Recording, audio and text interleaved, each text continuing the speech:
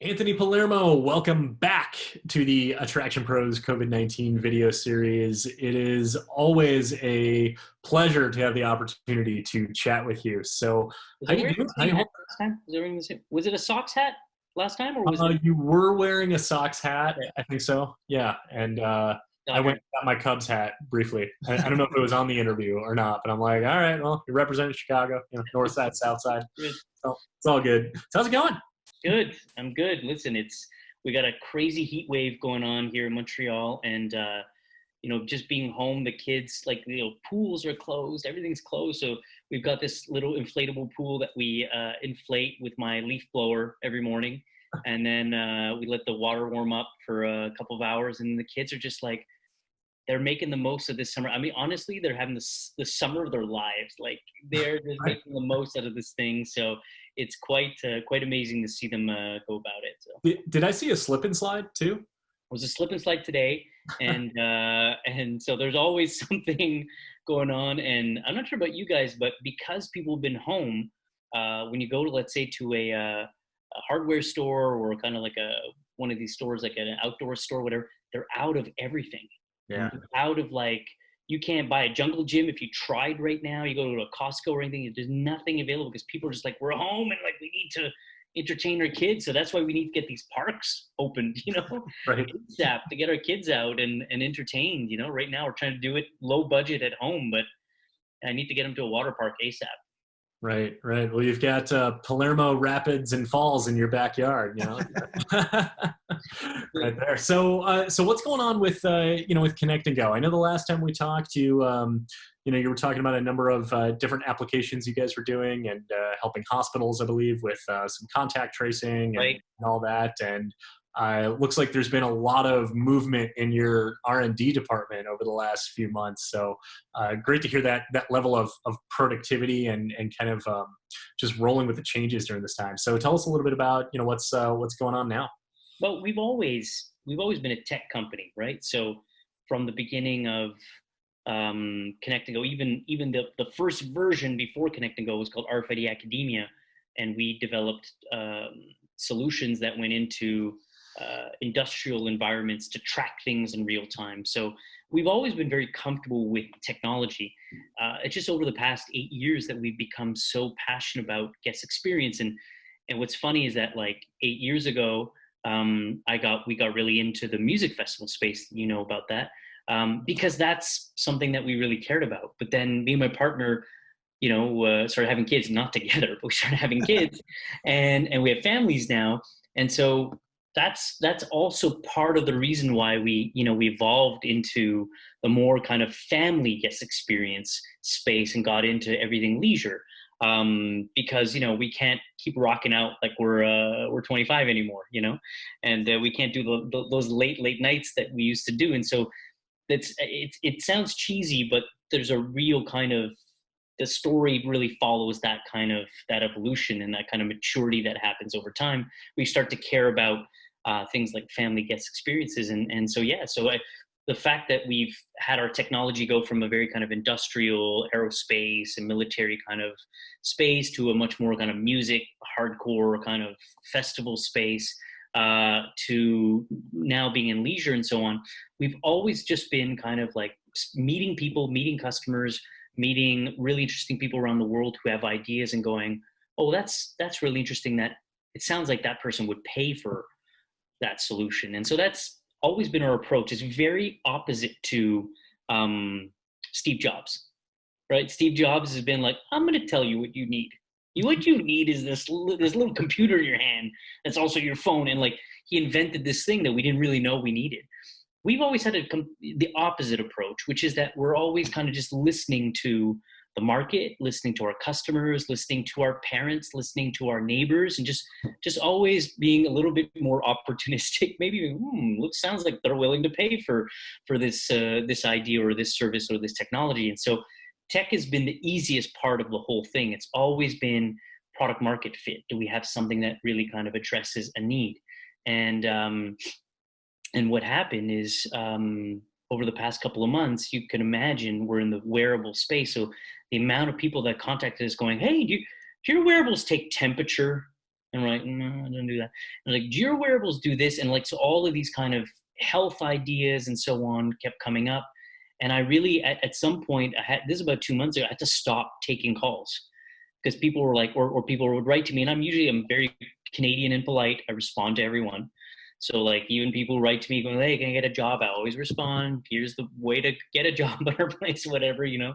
And so I would respond to people, and I had to stop responding because there's too many requests for ideas and tinkerers and inventors that had all these ideas of how to present something. And I got a call from this guy. I didn't answer. I looked at the number. I don't know this person. I'm not answering. And left a message. And you know, on your iPhone, when you go to messages and they've typed out the message, you can see like the message someone's left you. So I saw it and it said, I'm so and so's husband. And someone was like, this is a person I went to college with, you know. So I called them back out of respect for that person I went to college with. I called them back and said, I'll take this call. How's it going? Who are you? What is? And the person said, I've got this idea for a wristband to that would vibrate, would alert someone when they're within 6 feet of someone else. And we could then also do a way of doing tracing where we would know whether they got into contact with someone else. And it came as the idea came as a response to the lack of enthusiasm or adoption of a contact tracing solution, a mobile contact tracing solution that Apple and Google were working on. And clearly, in my opinion, that solution would solve a lot of our problems right now. That solution is probably the best solution to go with, a mobile app contact tracing solution. The challenge is that so few people want to opt in to that because they're concerned about privacy concerns. Even if Apple and Google say, yeah, but we're not going to track you, we're not going to do this and do that, people still are kind of are worried. And privacy is a real thing. Privacy concerns are a real thing. And so the idea was to have this non-associated risk, or like with no personal information associated to a wearable that you could wear, and it could help you not necessarily enforce, but encourage the physical distancing guidelines that are happening, but also to do contact tracing so that you could go back and go, if someone tested positive, you could alert other people that came into contact with them so that they could get tested. And it just so happens that this guy is the vice president of a large telecom company here, and said, we want to have this product and we want to distribute this product. We want to sell this product. So, ConnectGo is known as a smart wearable company. We didn't have all the tech stacks to be able to deliver a solution like this, but we definitely had all the contacts to build that tech stack. So we went out and met with 3 or 4 different software developers and hardware developers and firmware developers to go and package a solution. And so we basically very quickly took a product that was designed to do light up shows and VR immersive experiences, and say, we're going to take this unit and bend it, twist it, and compile it to be able to do 2 things only: alert you when you come within 6 feet of someone, and to be able to do traceability, meaning logging all of those interactions for at a later time to be able to query that and be able to do it. And we said, we're going to package this thing, we're going to call it SafeBand, and it's going to do exactly that and nothing more. So that was the launch. We just launched it last week. So Anthony, I'm curious, what has the feedback been for people who have used it or put this into practice? Well, for sure, the first thing that people love about it is that it's probably one of the least intrusive, the least amount of infrastructure required to deploy it, and it's also rechargeable, which is really kind of super handy about this product. So the first thing is that in terms of how it works, it's a wristband that vibrates and lights up with an LED when you come within a couple of feet of someone else. It doesn't do it every single time you walk by someone. You have to be within, 10 to 15 seconds.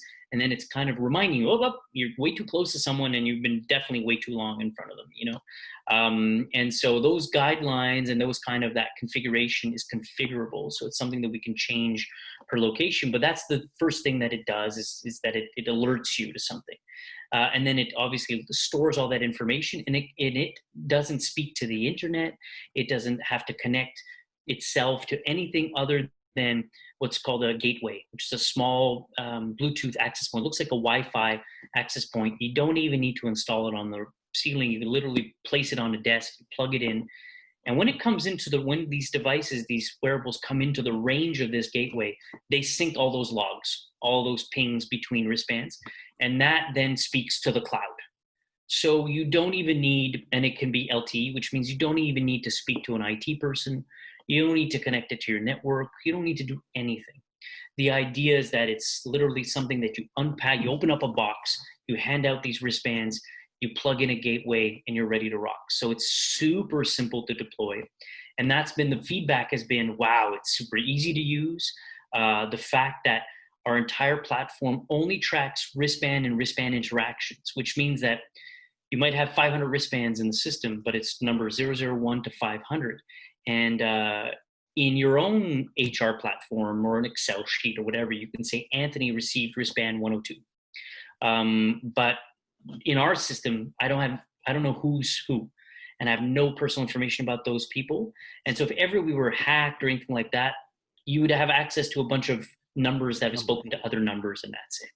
And so that's been also a big kind of plus, I would say, especially with unions, with anyone. I mean, that is the absolute concern people had about the contact tracing app was the am I being tracked? This is Big Brother. They know where I'm going. This system is I can't tell how long you went to the bathroom, whether you went to the cafeteria or not, nothing.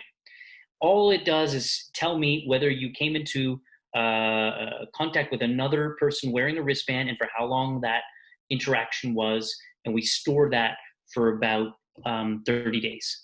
Now, after 30 days, if you were to contact, your office and go, hey, I tested positive, we're only looking at the last 14 days. So after 30 days, we start to delete all the archived data. It's not necessary for us to keep any of that. So.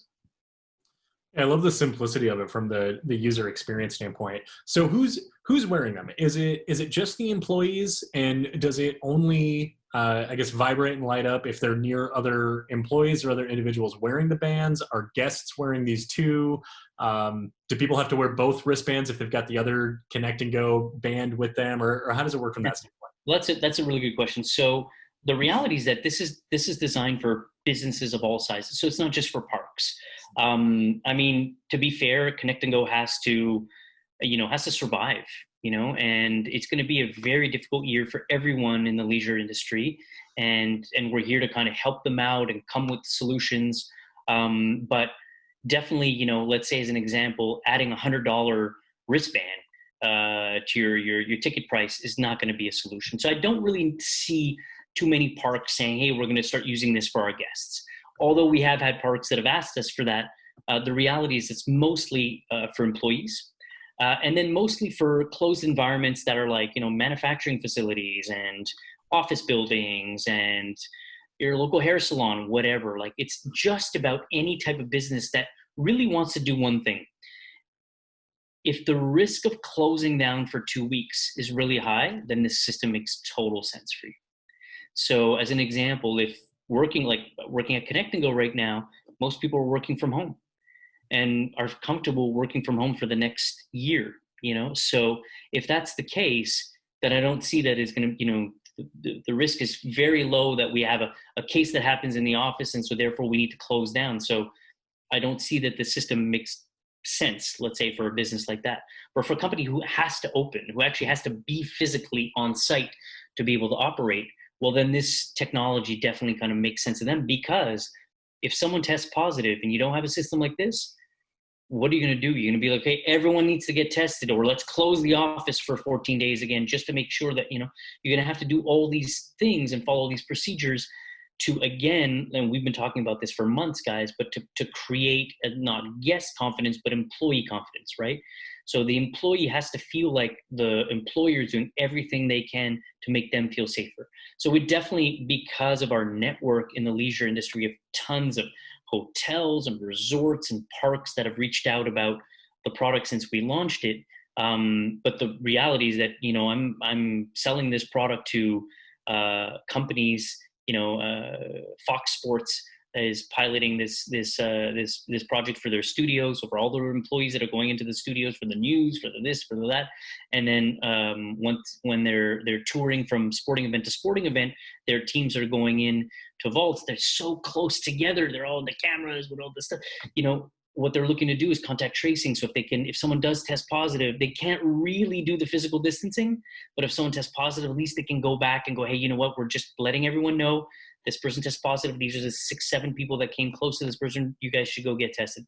And so companies like that have been really seeing the kind of the benefits of the product by going, it's so simple. There's 2 things, low infrastructure requirements, super easy to deploy and install. So why not, you know, and why not make our employees feel safer by having something that's there to try and help. Yeah, you know, Anthony, you talk about employees feeling safe, and I think that's such a huge factor of people wanting to come back, you know. So you also mentioned earlier that this is not Big Brother, right? We're not tracing how long you've been in the break room or anything like that. So I'm curious if that was sort of preemptive thought from your standpoint, like we want to make sure that that's not it, or was that feedback that you heard back from people and, you know, talking about the app and things like that, that's not the direction you wanted to go? Well, you know, even saying not Big Brother is so defensive, right? And I think that we've always been trying to steer clear of this idea of Big Brother, because that's what so many kind of people kind of bring up. The reality is that as soon as we posted about this launch, we got tons of comments of people going, wait to see, you see, you're going to be tracking us, and you're going to be doing this, and you're going to be doing that. So we're comfortable with, you know, with what we built. We're comfortable with what we're trying to do. We're trying to provide a system and a tool to help people not close their businesses and to help employers make their employees feel safer. If the employee doesn't want to wear it and doesn't care whether they get notified or not that someone else, you know, contacted COVID and they should get tested, then, you know, it'll be up to their employers to decide whether they give them that option or not. So, right. Well, I'm not going around forcing people to do anything, you know, like, so I think the idea is that if it's there, it's kind of like, I equate this to an alarm system. You know, your house could still get burglarized, whether you have an alarm system or not. Your house could still burn to the ground, whether you have an alarm system or not, and whether the fire department was notified. It could still burn to the ground and it could still get burglarized. So at the end of the day, this is not curing COVID. It is not preventing you from catching COVID. What it's doing is actually giving you the tools and the opportunity to help others and to help by trying to minimize the spread. So I think there's also a bit of a kind of a different way of thinking when it comes to, let's say, to the mask and to the PPE. So a lot of people look at the mask and going like, oh, I don't wear a mask. I don't care if I get COVID. The reality is that we're not wearing the masks to not get it. We're wearing the masks to not spread it. Mm-hmm. And that's that not many people get. So like we've all seen the kind of the not the memes, but the graphics there that show like one person who's got it, who's wearing the mask, and the other person, and if both have it. So it's better for everyone to wear a mask, because the reality is that if you're asymptomatic and you have it, it's not about not catching it, it's about not giving it. Right. And making sure that we stop the spread. Because if I get it and I get through it and I haven't come into contact with anyone, well then it's safer around me. And then it's safer around those people. It's safer around those people. It's the same thing. It's the opposite of spreading it and how quickly it is to spread. The idea is it's so much more efficient to stop it from spreading if we wear a mask. And so that's a little bit of the same kind of philosophy when it comes to the wristband. At the end of the day, the safe band, if you wear it, the chances of you catching COVID are not higher or lower by wearing the wristband at all. The thing is that you have a tool. If someone does get tested, that is test positive, that you could go get tested early and then make sure not to spread it to others. So it's not about like saying I went to go get tested. Yes, I didn't get it. It's I went to go get tested. And if I do have it, well, then let me limit that spread now. Let me do everything I can to make sure that this person doesn't get it, because I could spread it to this other person, to the other person, and then to their grandmother, and their grandmother dies, right? So that's really what we're trying to do. And it's hard to think that way because it makes us have to think collectively or as a community, as opposed to me, myself, and I, which, as we all know, is oftentimes our default, is to think about ourselves. And so that's the point of it is to think a little bit more about the rest of the community. Yeah. Anthony. Oh, go ahead, Josh. Go ahead. Birthday boy, go ahead. Okay. Can you walk us through the experience of actually wearing the band, as far as like just general, not just, you know, how it fits and how it feels, but what actually happens when you do come within close contact? I assume that this is a very light, mild vibration, and, you know, people aren't going to say like, "Oh, you're putting a shock collar on me," you know, to do it's this. It's a haptic exactly like your Apple Watch. Okay. That vibrates when you get a text or whatever. And it's actually designed to not vibrate too strongly, because we want to save the battery on it. We want to make the battery survive. So it's not there to like, no, it's not going to shock you. It's not going to like distract you. If you were driving and you were wearing when you would, you know, drive off the road, it's just a little kind of ping to remind you and to alert you. And that's why we double it up with the LED light. So it also flashes. If you didn't feel it, you still see the flash, or if you saw the flash and you didn't feel it, whatever, you know, all of those things are built in there to just kind of give you that additional alert. So there are other systems that exist in the market that include maybe not as sexy looking as SafeBand. It's a really cool looking wristband, but there are other kind of clunkier ones and so on that have like, you know, horns, and that have, you know, flashing lights that flash for a long time. We felt that a kind of a subtle haptic vibration and a flash of LED was enough to give us an alert, because your wristband is flashing. Me standing across, if I don't feel it, I could see yours flashing. So it's like, you know, so we've thought about a bunch of things in all this to make sure that we had kind of the right combination to make it comfortable, so that people also aren't like walking around going, it's vibrating all day. Like, we got to think about all those things. So it's the same weight as a Fitbit. So very kind of comfortable. It's a silicone wristband, very comfortable to wear. So it's nothing clunky or big or anything like that. And we think it's designed, you know, thinking about all different types of environments that it's going to be used in, you know. So we also have a lanyard version. So the actual wristband, the guts of it pop out, and they can be placed into a lanyard and a holder, so that you can wear it as opposed to wearing it on your wrist. So there's options like that we've thought of. So it's pretty well thought of. I mean, we've got a pretty slick team behind this whole thing, including all the partners that came along to develop this product. It's pretty impressive what they were able to come up with. Anthony, I really quickly wanted to get back to what you were saying about sort of the community mindedness, right? And how this isn't necessarily just about us, but it's about the entire community. And I think one of the hurdles that we probably have with this is whenever we get sick, we take medicine for ourselves, right? And that's how we get better.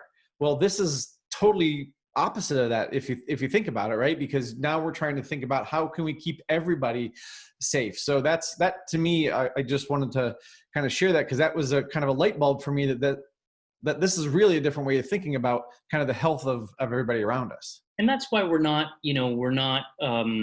addressing consumers with this product. We're not addressing kind of even the employees. We're addressing the employers. And we're saying, you guys should be the ones who give this to your staff to say, look, this is the equivalent of a hard hat. We're giving you this tool to be able to protect yourself.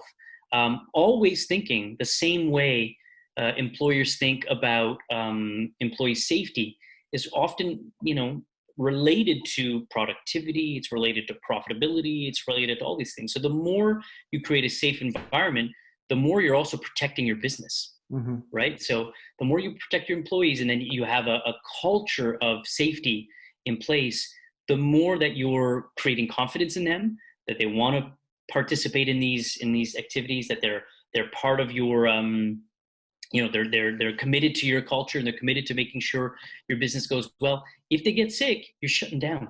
or you're losing that employee and you're shutting down. So what we're trying to do here, so one person getting sick is going to happen, but can we make sure that that person spreads to the least amount of people so we can go back right away and test? And so if we test these 15 other people that they came into contact with and 2 of them test positive, well, at least we know we've sent those people home and we said, go get, some medical attention. So I don't have to close down the entire operation. I'm keeping the rest of my staff safe.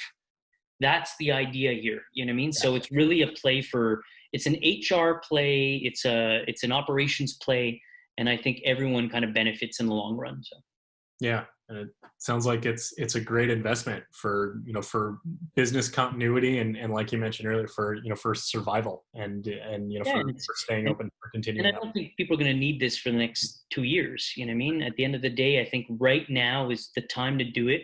And we've, all 3 of us have talked about this for months as well, about this idea of like the theater, right? Doing the show and doing the putting on.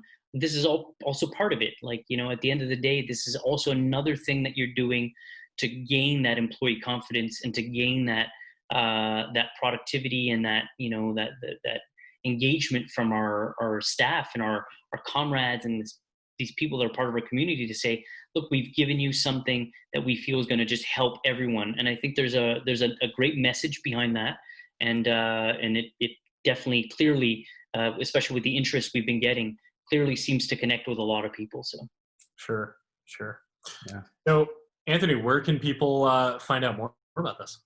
Well, what we did compared to everything we've ever done in the past, we've always been solution sellers, right? Meaning sit down with customers and we listen to all the kind of the challenges they have, and we see how our platform can kind of address these 4 or 5 different things. We said, look, this is an opportunity for the next couple of months, maybe a year, where people are going to need this solution. So we're going to package everything. So we made it super simple. We've got a website called safeband.ca. We couldn't get the .com, but the .ca, and everything is there. Pardon me? CA is easier. Less letters. Here you go. And so safeband.ca, and everything is there, including the features that it does, how to order them, pricing is all there. So no one even needs to pick up a phone and call us. They can literally see everything right there on the website. They go, okay, the wristbands are this amount in this bracket is this amount. This is what the costs are per month. And we made it super simple, so there's no additional kind of hidden costs. Is you buy the wristbands and then there's a software fee that goes with it. Super simple, no other kind of hidden costs. And that it just makes the whole process that much simpler. And that's why we've literally been selling these products while we're sleeping. So orders have been coming in directly on the website. And we think that this is, again, going to be something where we sell hundreds of thousands of these devices over the next couple of months. And hopefully hopefully if we can help businesses reopen, then I think we did our jobs on this one. So. Yeah. This is one of those things where, after a while you hope people don't need it. Right. Absolutely. Yeah. No, and that's like we're not signing multi-year software agreements. We're literally going month by month, and it's as long as you need it, And so we've made it very, very simple for everyone to purchase it. And I think it's also been a great experience to just kind of activate our teams and our partners to kind of come together to put something and think about, like, how many opportunities in our life do we have, like, a bit of time to kind of reflect. So we've literally had like 2 months to prepare this product launch and put it together. And like, it feels like we have every answer for everything that people want to, have a question about. And that's really nice, because sometimes you're still kind of, developing your product as you're kind of, you're getting customers and you're listening and you're changing it and you're evolving. This literally was like, this does this. This is how it does it. It was a really kind of great process to do it. And I'm happy to have already been able to have another product to launch. It's a really great thing. Awesome. Yeah, it's really very exciting. Yeah.